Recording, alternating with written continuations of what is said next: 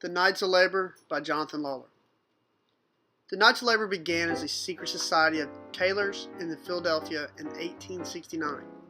The organization grew slowly during the hard years in the 1870s, and work military rose towards the end of the decades, especially after the Great Railroad Strike of 1877. The Knights members rose with it. Grand Master Workman Terence F. Powderly took office in 1879. And under his leadership, the Knights flourished. By 1886, the group had over 700,000 members. Powderly dispensed with the early rulers of the secrecy and committed the organization to seek the 8-hour days,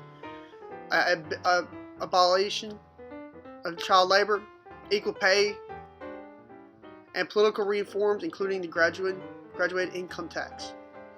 Unlike most trade unions of the day, the Knights unions were vertically organized, each including all workers in a given industry, regardless of trade. The Knights were also unusually in acceptance of workers of all skill levels and both sexes. Blacks were included after 1883 through the integrated locals. On the other hand, the Knights strongly supported the Chinese Exclusion Act of 1882 and the Contract Labor Law of 1885. Like many labor leaders at the time, Powderly believed these laws were needed to protect the American workforce against competition from underpaid laborers imported by other employers. Powderly believed in boycotts and arbitration, but opposed strikes.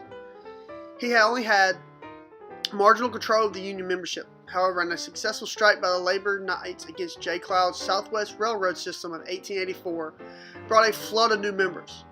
By the beginning of 1886, there were over 700,000 Knights of Labor. But when the workers struck the ground system again in 1886, they were badly beaten. Meanwhile, other members of the Knights participated again over Powderly's objections. In the general strike that began in Chicago on May 1, 1886, when a bomb explosion of workers rallied in Haymarket Square, May 4 triggered a nationwide of arrests and repressions. Labor activism of every kind suffered setbacks, and the Knights were particularly unfairly singled out for blame. By 1890, the membership had fallen to 100,000.